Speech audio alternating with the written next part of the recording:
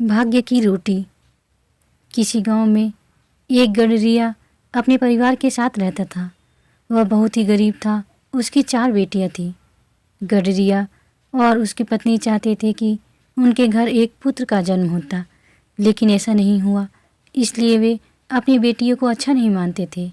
एक दिन गडरिये की पत्नी बोली, घर में थोड़ा आटा और घी पड़ा है, मालपुए खाने का मन कर रहा है, क्यों ना आज मालपुए बनाओ।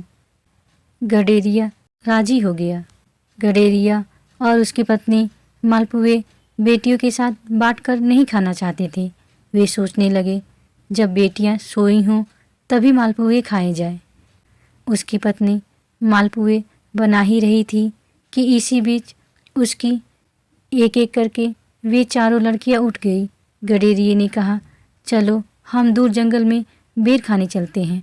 उन लड़कियों को बेर बहुत अच्छे लगते थे। वे तुरंत तैयार हो गई। गडेरिया उन चारों लड़कियों के साथ जंगल चल दिया। गडेरिया अपने साथ ओढ़ने के लिए बहुत बड़ा कंबल भी ले गया था। वहाँ बहुत सारी बेर की झाड़ियाँ थी।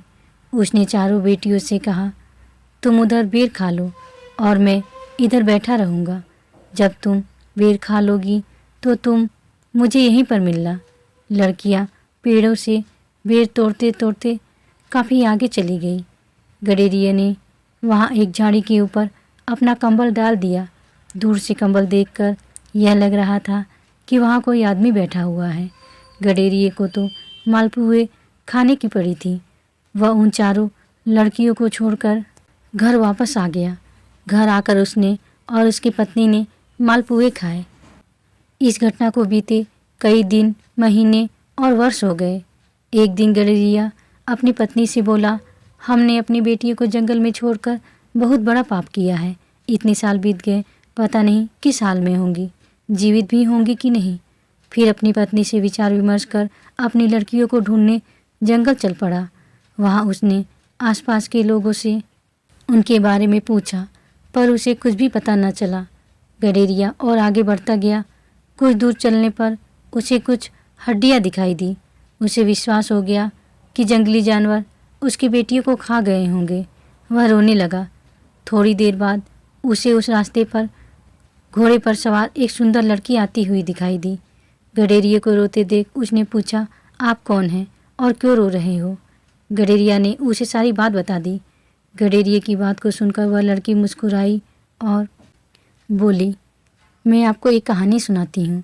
लड़की ने कहानी सुनाना शुरू किया।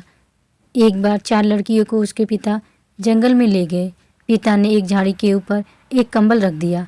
लड़कियां दूर से ही उस कंबल को अपना पिता समझती रही। उन लड़कियों ने खूब बेर खाए और कुछ अपने माता पिता के लिए भी रख लिए थे। जब घर जाने का समय आया तो उन्होंने देखा कि उनके पिता उन्हें छोड़कर जा चुके थे। उन्हें घर का रास्ता मालूम नहीं था। अंधेरा होने वाला था और वे ज़ोर ज़ोर से रोने लगी। तभी उन्हें घोड़े पर एक सवार आता हुआ दिखाई दिया। उन्होंने घुड़सवार को सारी बात बता दी। घुड़सवार बोला, मैं यहाँ का राजा हूँ। राजा ने उन चारों बहनों को घोड़े पर बिठाया और अपने राजमहल में ले गया। उस राजा के 4 पुत्र थे। बड़ी होने पर उसने अपने चारों बेटों की शादियाँ उनसे कर दी। गडेरिया बोला, मैंने भी अपनी चारों बेटियों को जंगल में छोड़ दिया था।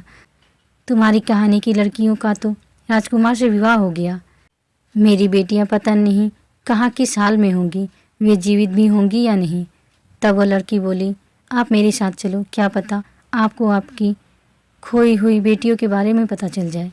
गडेरिया उसके साथ चल दिया। वे दोनों एक राजमहल में पहुँचे। उसने उस गडेरिये को अतिथि कक्ष में बिठा दिया।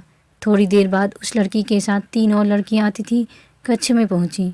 उन लड़कियों को देखकर गडेरिया सोचने लगा, अगर आज मेरी बेटियां जीवित होती तो शायद इन्हीं की उम्र की होती। इन चारों लड़कियों की शक्ल सूरत भी तो मेरी बेटियों से मिल रही हैं। हो सकता है ये मेरी ही बेटियां हों, मुझ गरीब की बेटियां, और इस राजमहल में नहीं नहीं, ये मेरी बेटियां नहीं हो सकती। तभी एक लड़की बोली, पिताजी, जिस मालपुओं को खाने के लिए आपने हमें बेर के जंगल में छोड़ दिया था, क्या वह मालपुए अभी भी बचे हैं? लड़की की कही इस बात से गडेरिया आश्चर्यचकित रह गया। मुझ गरीब की बेटियाँ इस महल में। तब बड़ी बेटी बोली, पिताजी, इस संसार में जो भी स्त्री या पुरुष जन्म लेता है वह पूर्व जन्म के कर्मों के अनुसार अपना भाग्य साथ लेकर आता है। आपने अपनी जिम्मेदारियों से बचने के लिए हम चारों बहनों को बेर के जंगल में छोड़ दिया था, परंतु हमारे भाग्य में इस राज परिवार की बहुएं होना लिखा था। गडेरिया अपनी लड़कियों को जीवित देखकर बहुत खुश हुआ और अपने दुष्कर्मों के लिए अपनी बेटियों से क्षमा भी मांगी। धन्यवाद।